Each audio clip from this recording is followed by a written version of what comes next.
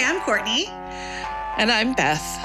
Welcome to Dead Reckoning, the podcast where death isn't the end of the story. And today we're doing this bonus episode.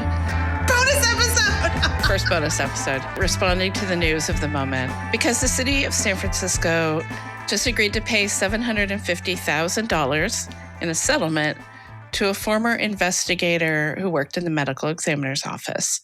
She claims she was fired after she reported that the skull of an unidentified man had gone missing and might have been thrown away, which is exactly why we're here. We're here to talk about the case of the missing skull, which, as Beth is going to tell us, was never really missing, but makes for a good story.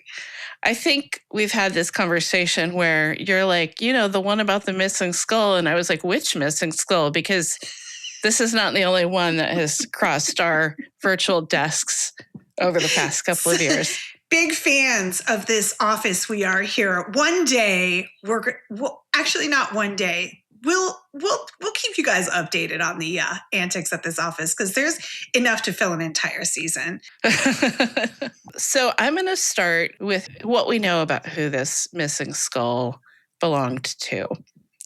On October 10th, 2014, Guy was out for a walk around Lake Merced. For people who are not local to us, Lake Merced is a natural lake in sort of the southwest corner of San Francisco, right on the border near Daly City, South San Francisco. So this guy's out for a walk, and can you imagine? He finds a dead body. Yes, I can. Yeah, in an encampment in a ravine by the lake. The dead person was a white man around the age of 60. He was face down and unresponsive. The trail walker went back up to the road and flagged down the first police officer he saw, who was a San Francisco State University security cop. Yeah, the university is right over there. Yeah, that guy called the paramedics. They came out, but he was, quote, determined to be beyond any life-saving efforts, which is shorthand for he'd been dead for a little while. Yeah, it seems like he was clearly dead. I mean, yeah. I get why you're calling the paramedics. But also, Beth, is this someone who was living out there? Okay, yeah. So, I mean, there was all these clues around him. He had a tent with sleeping bags and blankets. There were signs of cigarette smoking, drinking, and drug use. And his body had started to decompose. But there wasn't any sign of what they said was foul play. He wasn't attacked. He wasn't murdered. He died. He didn't have obvious signs. No gunshot wounds or anything. Yeah. They found a cell phone at the encampment, but the battery was dead. And the phone hadn't had any service since 2013. So the previous year sometime. They took it back to the police station. They charged the battery. They tried calling some of the contacts that were saved at the phone, but it seemed like the person whose phone it was still alive. So that didn't help them identify this person. They also found a Medicare card that belonged to another person. That person was also still alive. So this happens a lot, right? Yeah.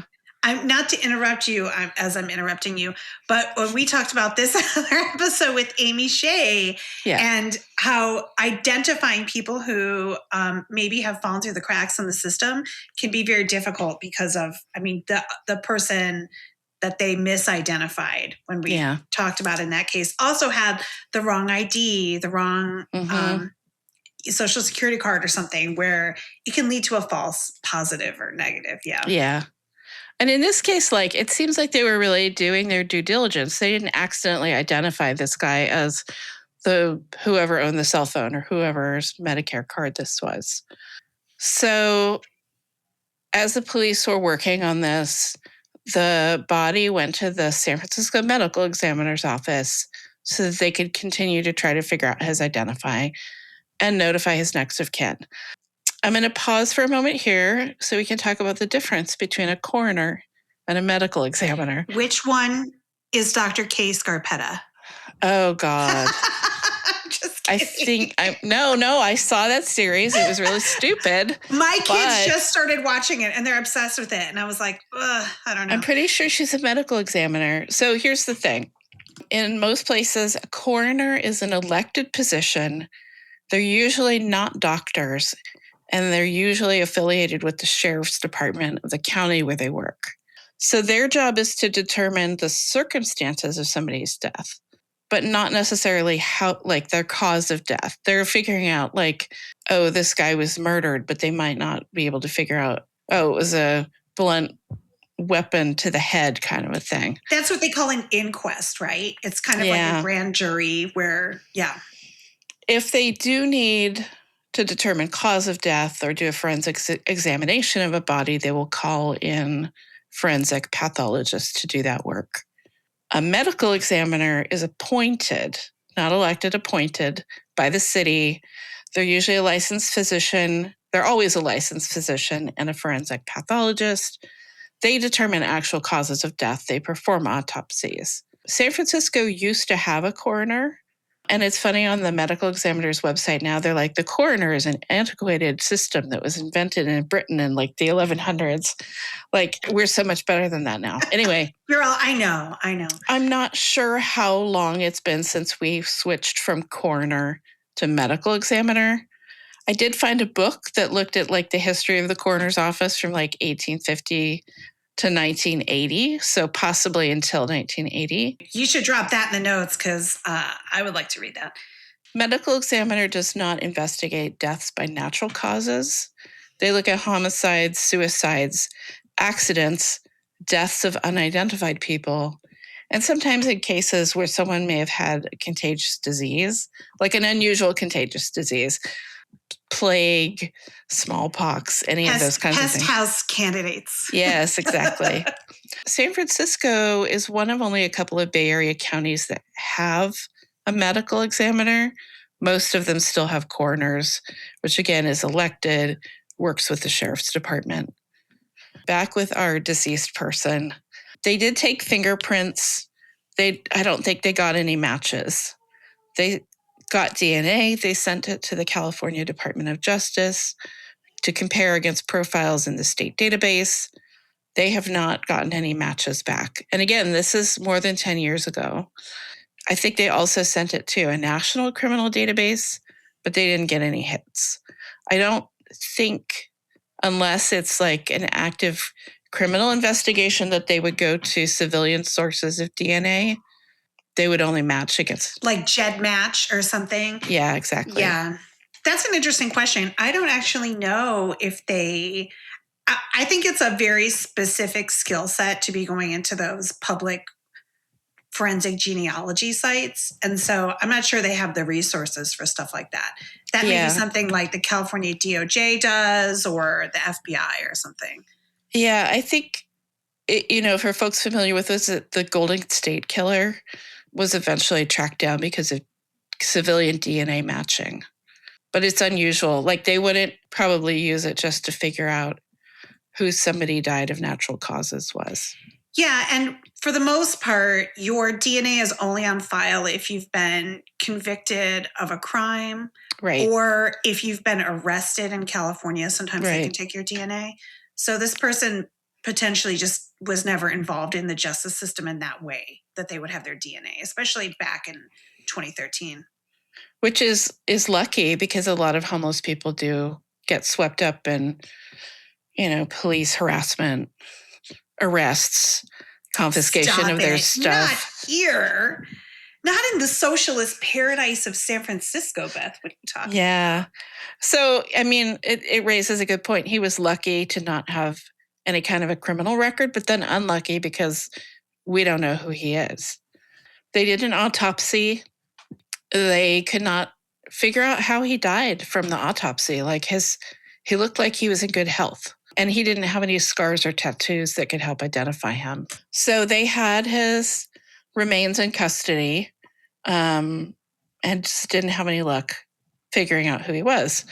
In 2016, they came up with this idea, starting by, sorry, this is going to be gross for a minute. Exciting. They took his head off. They put it in their beetle tank to remove any of the remaining flesh that was on it. Raise your hand if you know about dermestid beetles. If you're listening to this podcast, probably you do. They sent his skull to a forensic artist for facial reconstruction. The artist performed a reconstruction. It took about 5 months and sent it back to the medical examiner with this clay model of the man's face with the skull inside of it. So now he looks like a model head. And I guess it was like mounted on something so that he could be displayed. This is great if like you want to help find somebody who could recognize him. But it also obscures the fact that there's still human remains inside this object. Yes, that is the weird part about this story, because if you see the model, which I'm sure most people have seen if they've been following this story, this guy's face has been splashed all over all kinds of newspapers, which, side note, I mean, maybe that'll help identify his remains. I don't know. But anyway, you look at it and it looks like a clay model, but his actual skull is inside there. Important thing to remember in the context of what we're about to discuss. So once they got the reconstruction back, they shared some photos of what he looked like in the hopes of somebody identifying him. They still haven't heard anything back. His remains have been with the medical examiner's office since 2014. So the rest of him too. Yeah. Sorry to interrupt. So they have the head, but they didn't cremate the body or anything? No, they can't cremate until they identify. Oh, shoot. Okay. Yeah. Do they just keep them in a refrigerator? A freezer.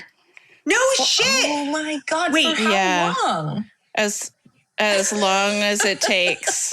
I didn't know that. I thought they kept it for like 10 years or something, and then they, oh shit, okay. No, I think. Well, there's your horror movie. Yeah. Pluribus. Oh my God. That's not what that is. Deep cut. We're not drinking human milk here. Or whatever speak for yourself, bitch, okay? It's raw milk. But yeah, so I mean, I obtained a lot of records from the medical examiner's office, just waiting for this case to resolve. And there's a long list of remains in custody. Wow. And they have a section they call high density storage, which I believe is basically a freezer. A walk-in. Yeah. High density storage. I wonder if the people in the medical examiner's office also go and scream in their walk-in, like I did in our restaurant. Yes, that is a rite of passage in the restaurant industry. You have to cry in the walk-in. So in 2017, the medical examiner's office moved. The office used to be located in the San Francisco Hall of Justice, which is the criminal court and also one of the jails. And it's not a well-kept place. Oh, it's falling apart. Yeah, it's there's rats and sewage. And it's terrible. It looks like it's like from the 1950s. Like they have that old lettering. It's just, it's a total shithole. Well, and it's built on a former swamp. So anyway, they moved to a fancy new building, sort of in the southeast part of the city on New Hall Street, again in 2017. And that same year, the office lost its national accreditation, which is a big deal. Sorry, I don't mean to laugh, but San Francisco. Yeah. They had started building up a large backlog of death investigations. Some were taking up to 6 months. Some were waiting for more than a year. That is fucking crazy. A year to get a death investigation. Yeah. And I've heard, like, kind of off the record that they were being slow to even pick up deceased people. Girl. They would prioritize people who died on the streets. And so, like, if somebody died in your family home, you could be waiting quite a few many hours beyond when you requested pickup. Oh, dude.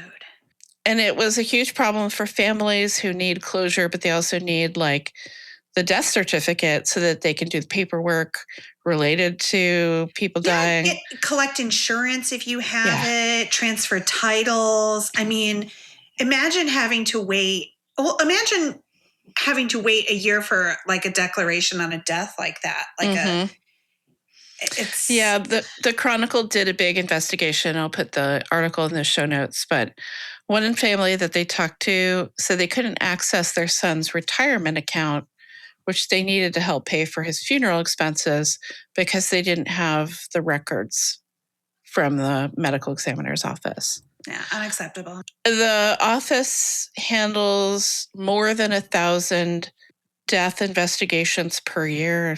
It was 1,200 in 2013. And at that point, they were down to one forensic pathologist. They usually have 4. There was a national shortage of forensic pathologists. And at the same time, overdose deaths were going up, and they have to investigate all of those. So it was like a shitstorm of horrible things happening at once. But also, they had this chief medical examiner, Amy Hart, who had a reputation for micromanaging people and having like management methods that slowed things down. Wait, she was the medical examiner, the actual doctor? She was the chief medical examiner. Okay. So the person who's supervising all of the others. Got it. The current chief medical examiner, whose name is Chris Liverman, was appointed in 2021. I just want to point out, I noticed that her name is Amy Hart. It's Hart, but it's still Hart. And his name is Liverman. And I'm like, these seem like perfect names for people who are doing autopsies all day. Yes. So the medical examiner's office got its provisional accreditation back in 2021, is fully accredited again now. So it's doing well. They've had no slip-ups-ish. But now we get to a lawsuit filed by this former investigator. She filed it in 2024. Her name is Sonia Komanek Adachi. I'm just going to call her Sonia from now on. And the main target of her lawsuit is the executive director of the office, which is different than the chief medical examiner. The executive director, his name is David Serrano Sewell. I will be calling him David. It's weird that they both have these hyphenated last names, but I'm not going to try to trip over them repeatedly. We are on a first name basis with the litigants in this case. I want to be careful that all of the things that she is accusing him of in the lawsuit have not been proven in court. They settled out of court. So I'm going to try to say allegedly as much as possible. Please don't sue us. Everything is alleged and not proven. Okay? Yeah. We'll be talking about the allegations in the complaint and the response. But like Beth said, there is no court order yet. There's just an approved settlement. The parties, I'm sure, will sign some kind of non-disclosure agreement or something. But we are relying solely on the allegations in the lawsuit, the response by the defendant filed in court, and the news outlets that are covering this. Yeah, okay, exactly.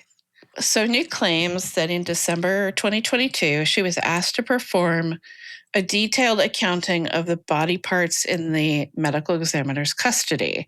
This is all the stuff that they have that is from open cases. And this was part of her job to do this, to account for everything, where is it, and note it all down. She said that this man's skull in the model remained in the office until December 2022. She discovered it was missing. It looks like she thought it was in an area of the office called the observation area or a viewing room, and like a place where you can see different things. I don't know what else would be in this room, but this is something somewhat for display purposes. The idea being that you would see this man's face and maybe identify him or exactly. Before she discovered that this skull with the reconstruction was missing, she says that the executive director, David, had been rushing around the office to clean it for an inspection. I'm not sure if it was related to the accreditation stuff, but given the timing, it very well could have been. In the lawsuit, she says it appeared highly likely that during the cleaning, Sewell had inexplicably discarded the skull. You just see him like cartoonishly sweeping the skull. Allegedly. Yes. So yeah, she thought that he might have just thrown it away thinking oh, this is just a model. We don't need it anymore. Right. That maybe it was just a prop or an educational tool versus actual human remains in an active investigation. Yeah. Yeah. And like he had been around, he's been with this office for a long time. He was around when they were trying to figure out who this man was, but it's not his job to like track the individual cases. So I don't think you could say he should have known what this was. He's kind of like an operations manager, right, Beth? He's kind of running the office. He's not involved in the identification or the science or anything, right? Correct. And this is a problem for a couple of reasons. Without it, the man can't be identified, but also destroying human remains, especially for the medical examiner, is against the law. So Sonia went to report it to everyone in the department, and that becomes a whistleblower situation because now she's accusing him of doing something illegal. So the court records say that David found the skull again in February 2024 after many other employees looked and looked and looked for it and couldn't find it. Where was it? I think what they said was that it was in this high density storage area. I'll get back to that in a minute. Please do. It may very well be that they were like, let's not have this in the viewing area anymore. Let's put it back with the rest of his body. I mean, a totally normal thing to do, but that is reasonable, yes. It's only really one person's job to track where everybody's parts are. So it's interesting that Sonia's lawyer said to the press just recently, so she was fired, and she claims that she was fired in part for reporting this misstep or whatever we want to call it. And they said, her lawyer said it was only after that she was fired that they found the skull again. I mean, it raises questions about, like, was it actually, like, had everyone lost track of it? It appears to have never left the building, but we don't know that for sure. Right. And there are some other allegations in her complaint as well, right, Beth? It's not just this whistleblower retaliation. Do you want to tell us, like, quickly what else she alleged? Well, or is that later in the outline? Sorry, I'm micromanaging you like Karen Hart. How dare you? Once she filed her lawsuit, again in early 2024, the San Francisco Standard was the first to report about it. And they said that David thought that this allegation was making an office look bad and that it might make them look bad with the accreditation agency while they were trying to get their accreditation back, which set up the possibility of him, like, retaliating against her for reporting it to anybody, for filing a lawsuit, all of these different things. Here's one of the other things, and Courtney, this is something that you and I have talked a lot about. In Sonia's lawsuit, she says that David Serrano Sewell interfered in the investigation into the manner of death of the stepson of one of the members of the Board of Supervisors. And I'm just quoting directly from the lawsuit because that's the safest thing to do here. He was aware that the board member did not want the manner of death to be described as a suicide. So he informed staff that the death was not a suicide, a direct contradiction of the findings of the investigation. Sewell had no authority or qualification to establish the manner of death, again, not his job, or to exert influence on the medical examiner's office for political purposes. So it sounds to me like the supervisor was like, please don't make it look like my stepson killed himself. And David was like, sure, I can do that, allegedly. Sonia, the plaintiff, she alleges a pattern of abuse of authority from David. We're going by first names. And this is one of her allegations. And Beth and I talked about this because when I read this complaint way back when, I saw the skull headline, like, thanks everybody who sent it to me, like 20 of you. And I was pull up the complaint, I'm looking at it, and I'm like, why is the missing skull, the headline here, and not this allegation that he's interfering in a death investigation, right? That's a much more serious allegation. It's like basically a corruption allegation. Yeah. And I wrote an email to the reporter that reported at the Standard and said, hey, did you look into this part? And they didn't write me back. I have not seen it reported on past the allegation. So like when this lawsuit was settled, which we'll get to, KQED's coverage mentions the allegation, but they don't seem to have investigated. Maybe they did and they didn't find anything. I did a cursory search to see if I could find any information about something like this happening. I could not. I was digging around, and actually, I said at the time, I'm not a reporter and I don't know how far to dig into this because it's kind of squicky, right? But, I'm not sure how much I need to be looking into that. Just to show you how badly I wanted the answer to this, you guys, I broke down and asked fucking AI. Okay. I am on the record AI hater OG from the start, but I was like, all right, let me see what fucking Gemini has to say about this, right? And the robot also came up empty. Can't find anything. That's maybe something for a seasoned reporter like Beth Weingartner to look into. But I mean, I looked a little bit. You're right. It's very uncomfortable because, it's private, whether somebody ends their life or not. It's none of our business. Yes. However, if that person is putting pressure on a government office to change tax records, that is our business as the public. It's a real problem. Illegal, But I think my hunch is that it hasn't been reported on because no one will talk about it. Yeah, it seems like there is not enough like public-facing, easily obtainable information.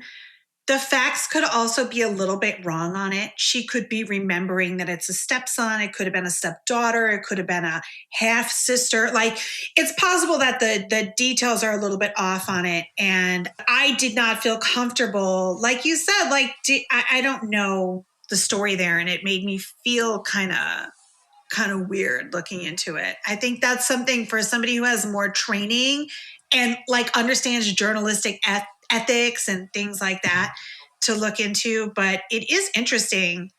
I don't know if it's surprising to me, but it's interesting that the headline of this story is the skull and not the skull, which was found, by the way, and not these allegations of corruption. And also in the complaint, she also alleges gender-based discrimination. So apparently he was not allegedly the best person to work for. He berated Sonia for an email that went around criticizing his management style, even though she did not write it. According to the complaint. She didn't write the email, but he yelled at her about it. He would call her after hours, on weekends, and even when she was on medical leave. A couple of people who were deposed for this case said that he had used racial slurs in the office. He had a pattern of kind of forcing people out of jobs, particularly women. But Sonia says that after she reported the missing skull, he started trying to drive her out of her job. She went for a promotion, and he ordered her to submit to a polygraph test. It's not required for the position that she was going for, and it would be illegal to require it when it's not required. In the defense documents, it's interesting. They claim she insisted on doing a polygraph test, even though it was optional. Yeah, the response from the city is very different. Of course it is. This is how the law works, right? Yes, it's an adversarial system. And we will put the links for the documents in the show notes if you want to go read these yourself. Basically, the city says she was fired for a different reason. Yeah, and we'll get into that. But they said that their hiring decisions were not based on the outcomes of the polygraph anyway, so why did she even have to go through it? She reported the obligatory polygraph to HR. They didn't do anything about it. She did get the promotion, but David told her that it was only a temporary 6-month position instead of a permanent hire. So now she's in this provisional status. She's an at-will employee. She can be fired for any reason. Her colleagues in the deposition said that she was the top candidate for the job. They interviewed 6 people. She was number 1. She was always professional and hardworking and qualified. A month after she got the promotion, her grandmother died. Her family worked with a funeral home in Placer County called Trident Roseville. And this funeral home had her grandmother's remains for about a month and did not cremate her, which is a whole, like, we've talked about malfeasance in the funeral industry. This is not normal. It's not okay. It's not good. But it does happen. So, acting in her individual capacity, she filed a complaint with the Department of Consumer Affairs. And the Cemetery and Funeral Bureau started investigating her complaint, which they should do. At some point, the funeral home, Trident Roseville, figured out that she worked for the medical examiner's office. I think somebody intimated that they just Googled her name and found it. And then they got in touch with the medical examiner's office and claimed that because she had this knowledge of the death industry and because she worked for the office, she wasn't allowed to file a complaint about how they handled her grandmother's case, which makes no sense. Right. And I'm sure you're going to get into it. This is just this complicating factor in the whole lawsuit. Right. Yeah. This is her manager looking for a reason to push her out because she made him look bad in front of the press. Allegedly. So, yeah, somehow this turned into the idea that she was inappropriately using her city position to put pressure on the funeral home for doing something that they had done wrong. So, anyway, David found out about it. He got involved. He wanted her to sign a no-contact agreement with the funeral home that was handling her grandmother, even though she was like power of attorney for her grandmother. She had to abandon the complaint. He also told the Department of Consumer Affairs to halt their investigation, and they did. Yeah. I mean, this is basically why the city says she was fired. Mm-hmm. They say she was abusing her position by using her title to move a complaint faster or to get some kind of leverage over this funeral home for their negligence. Right.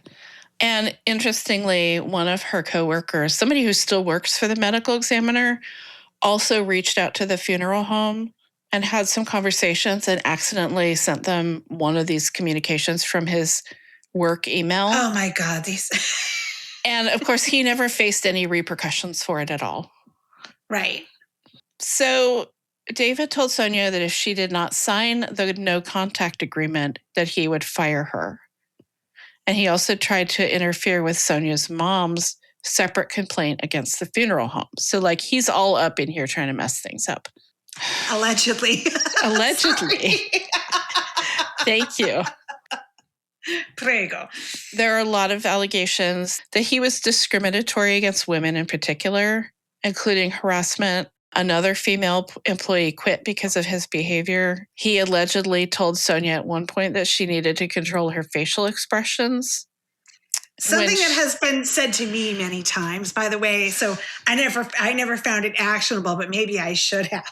Fix your face. The hard part about reading this complaint was like, yeah, at some point in my career, a man has said all of these things to me, basically, or has interfered with a friend or something like that. So you're reading it and you're like, yeah, this happened. Mm-hmm. Or taking your actions as being too aggressive, like how she's moving with the funeral, the funeral home, and whomst among us? Yeah, I reported on the trial of Ellen Powell, who worked for a VC company. She went to trial in 2015. And I remember that. It was awful because, like, her entire treatment was obviously gender-based, but they came up with just enough other reasons to keep her out of the loop on things, and so that there was plausible deniability. Oh no, that wasn't because of her gender. It was because of this or that or the other thing. Yeah, we all know. Yeah. These cases are very hard to prove for that exact reason. So it's really frustrating. So when Sonia introduced her boyfriend to David, he said, well, it's always good to marry up. Ew. I mean, I guess you gotta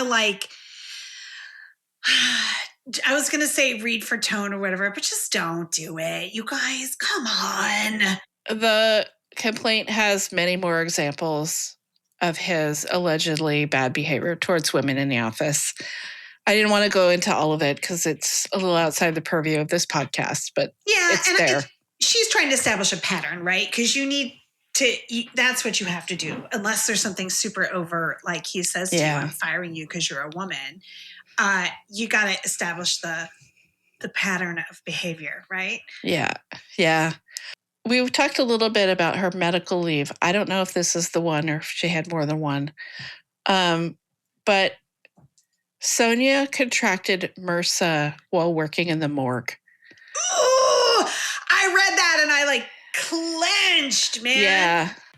Let me bring it back and say, oh my God, MRSA from the morgue.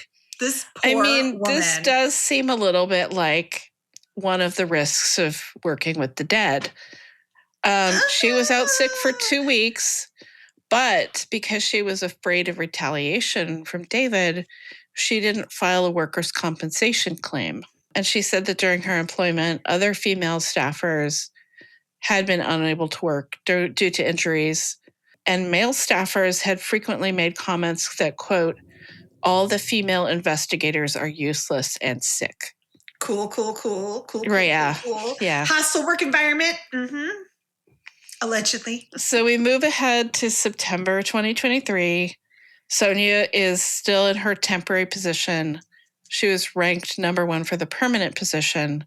But a month later, David said he was terminating her employment and allegedly provided shifting reasons for her termination, including budget cuts. Her position was no longer being supported. And then after she questioned this, she was told that by filing a complaint about her grandmother's untimely cremation, she had exerted undue influence in her position with the medical examiner's office. I don't know. You know that anytime somebody gives you well, it's actually this, it's actually this, it's actually this.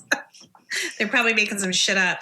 But that's basically what the city says is it was about this alleged abuse of authority on her part by saying she had used her name and title to get which again, it appears she didn't do. It looks like they found out through other means that she worked for this department. I'm not going to get into the weeds too much legally, but the city basically filed for the court to make a ruling to dismiss the case. They didn't really mention the skull in their defense documents. Can't imagine why. David Chu was like, cut it out. Don't put it in there. We're getting enough press on this. So, one of the things they said was that Sonia did not prove or produce evidence that her termination had anything to do with gender. Of course they did. Sure. And they said, even if she could prove that, the city has shown that its decisions were motivated by the investigation into her alleged misuse of her city title, which is a legitimate and non-discriminatory reason for firing somebody. They also said that she was not entitled to the whistleblower claim because she didn't show that the decision to fire her had anything to do with the email that she sent reporting the missing skull, which she says started the whole thing. Yes. In late November 2025, the parties told the court that they had reached a settlement. This went through several rounds of court stuff, as it has to do, and then the city has to approve it because the city pays for these when a city agency is involved. The settlement amount is $750,000. That's a lot of money. Yeah. And the Board of Supervisors approved it, right? April 14th. I didn't realize that the Board of Supervisors had to, that makes sense, right? That they have to I think they have to approve any it. large expenditures of money. So, yeah. Oh, that's good.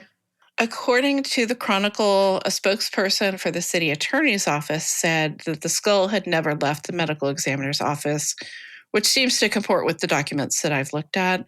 But she said that the reason that they settled was partly because of the inherent costs of continued litigation.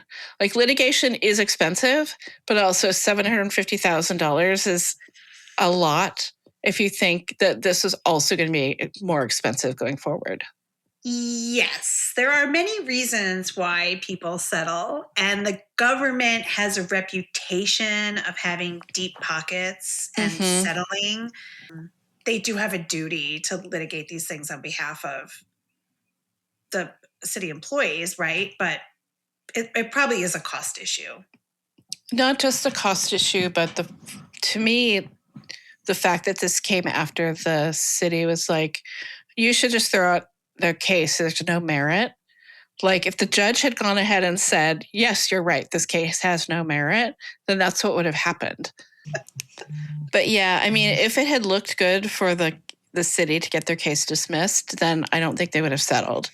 Yeah, that's kind of like, that's part of settlement negotiations too, right? Yeah. You kind of go up to a lot of people go right up to the deadline, how you think it's going to go, right? Yeah. But of course we'll never know, because the part of the settlement usually is that they don't have to talk about the case anymore. And in fact, as you said, they usually sign agreements saying they won't talk about it. I'm sure they'll sign like a non-disclosure. There'll be a non-disclosure clause in there. That's like part of the value of settling, right? Is you kind of take it out of the public eye. Yeah. Obviously, Beth and I have been interested in this case and following it. And I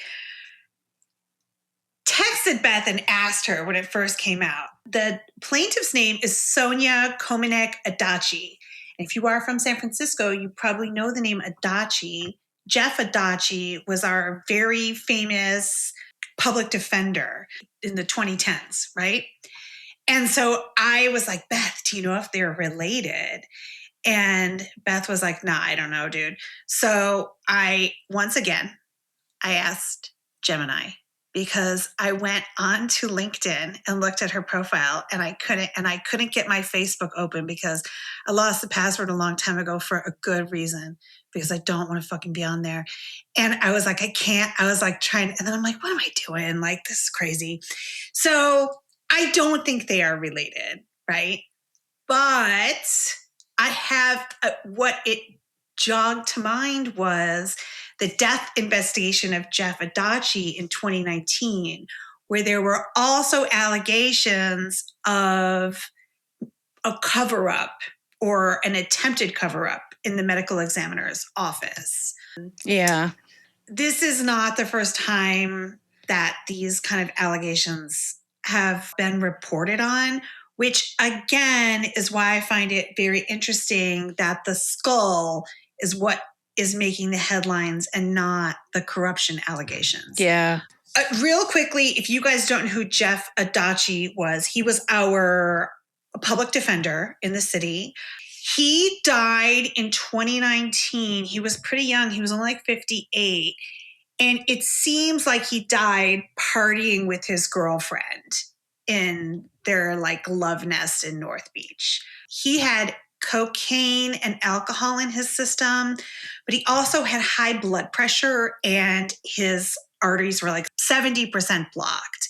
So he was kind of known to be like a very dedicated public servant, and he was a very hardworking person. Yeah, he was a really good guy, really nice person, worked hard in the defense of criminals.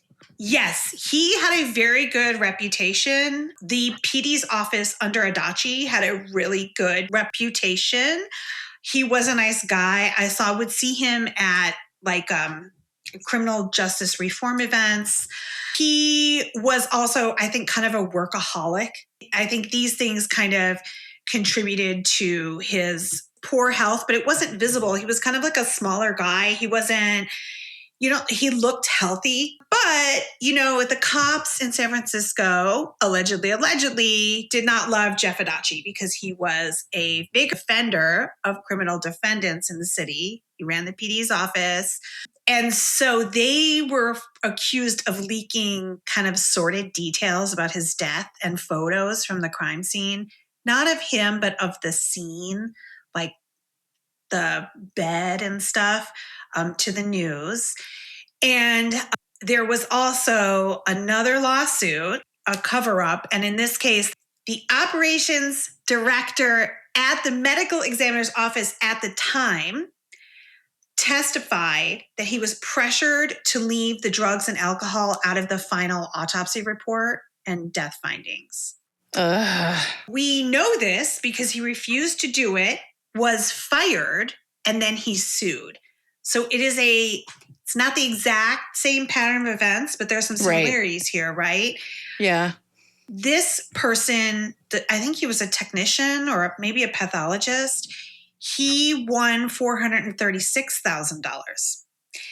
And I just have a little note in here that says, that's over $1 million worth of damages just in 10 years. Yeah, in these two cases. Less than 10 years. Imagine how many cold cases we could solve. Imagine how many bodies we could clear out of high volume storage. Yeah. If they would quit doing shit like this and allegedly quit being corrupt and work the fucking cases, right? And not try to alter findings and do favors for supervisors, allegedly. Just that's $1 million right there, right? I mean, we don't even have time to get into the backlog of criminal investigations generally. Mm-hmm. The depressingly low close rate of the homicide investigations team in the city of San Francisco, the backlog of rape kits locally and nationwide. This is a misuse of public money that could go to solving crimes and making our communities safer, right? Yeah. I don't blame the Board of Supervisors for allocating the money for this. I'm sorry, I'm on the box. I'm on the soapbox. I'm banging the drum. We have this idea that we don't give enough money to the cops. We don't give enough money to these departments to get the safety results that we want. And that is not true. Frequently not true. And here we have, in this case, there's a lot of corruption allegations here. Where there's smoke, there's fire. Allegedly. I think we could be doing better with our taxpayer dollars. I am off the box. Thank you. Although I will add to that and say that the police department has paid out millions of dollars to the families of people killed by cops in this city. Do not even get me going on it. Yeah. Again, money that could be spent better. Yes. Elsewhere, particularly right now when we have a huge deficit, nonprofits are being starved of money. Transit's being cut. Yeah. So anyway, why spend an hour talking about this lawsuit? This is why, you guys. And if somebody is listening who's a reporter, maybe people are already working on this. Maybe someone is already investigating this and they don't want to talk about it because they don't want to get scooped or they don't want to get sued or whatever. We want to know, are these allegations, are there any merit to them? Has anybody looked into it? We would love to know. And hey, we're on Signal, if anybody's got a tip, hit us up. But if you hear anything, let us know because we would like to know. We think the public deserves to know. What is it? show@deadreckoningpodcast.com. Please email us. I was going to share a little bit of my personal experience with this department because around the time that Sonia filed her lawsuit, I was working on stories for Mission Local about the unclaimed dead. I filed public records requests with the medical examiner's office. They stonewalled. They claimed they didn't have any documents related to my requests. They kept pushing me aside. They gave the same information that I had asked for to the San Francisco Standard, who was also coincidentally reporting at the same time, I think probably also inspired by the lawsuit. I did my articles. I filed a complaint with the Sunshine Task Force and won. So, basically all they do is they scold the office for saying you violated public records law. There's no real repercussions. Right. It's not like they're now hand these documents over. Yeah. Right? Well, and by then it was too late anyway. Yeah. But I will say that I found a person within the city government who's able to work on behalf of the medical examiner's office. She's much more pleasant to work with. I was communicating directly with David and we were not having a good time trying to communicate with each other. I found it very frustrating. But this other person, so when I started requesting documents related to this unidentified person, I was able to get all the documents that I needed. And that was a nice outcome. And it helps us right now. Yes. And as it should be, because then people don't, if you have a good experience and people are sharing information with you, reporters, journalists, anybody, researchers, you're more likely to take it at face value. Mm-hmm. Right? One of the things that's interesting is that when I was trying to get records from them for my articles, they would not give me a photo of the facial reconstruction, claiming that they couldn't for some reason. The one that's on the cover of the Daily Mail? Yes. They couldn't find it, Beth. No, they claim. Go take a picture of the head. I don't know where it is, though. You're like, oh, it's.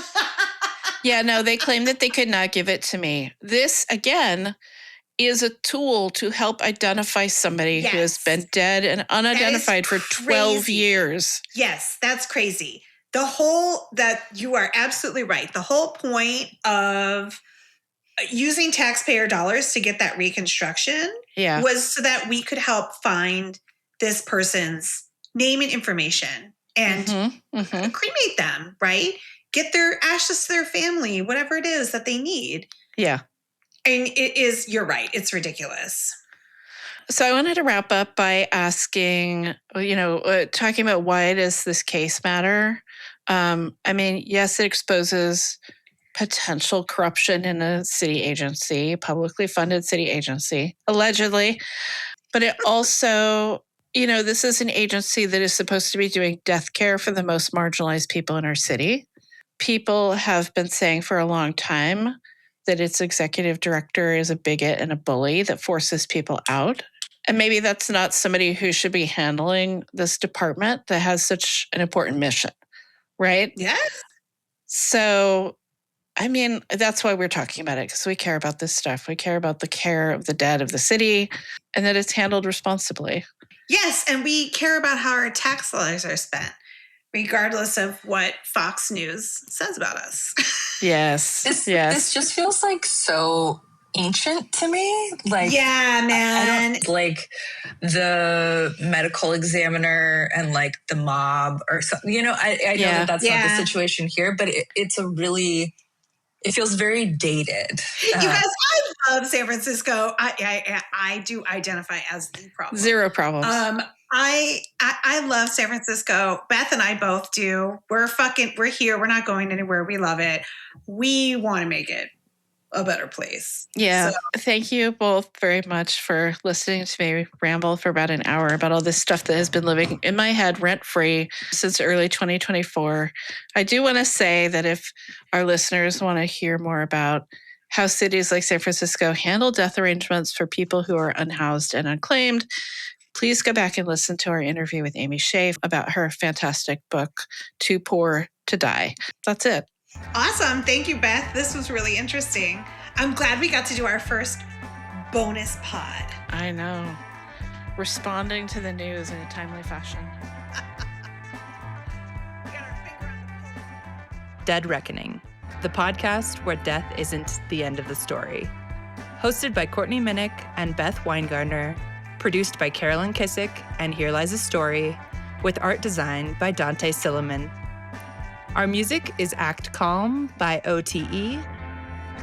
Please rate, review, and subscribe to Dead Reckoning on your favorite podcast platform or email us at show@deadreckoningpodcast.com. You can follow Courtney at Here Lies a Story on Instagram and at Courtney Minnick on Blue Sky and see more of her work at herelisastory.com. You can follow Beth at Beth Weingartner on Instagram, Blue Sky, and Mastodon, and see more of her work at bethweingartner.com.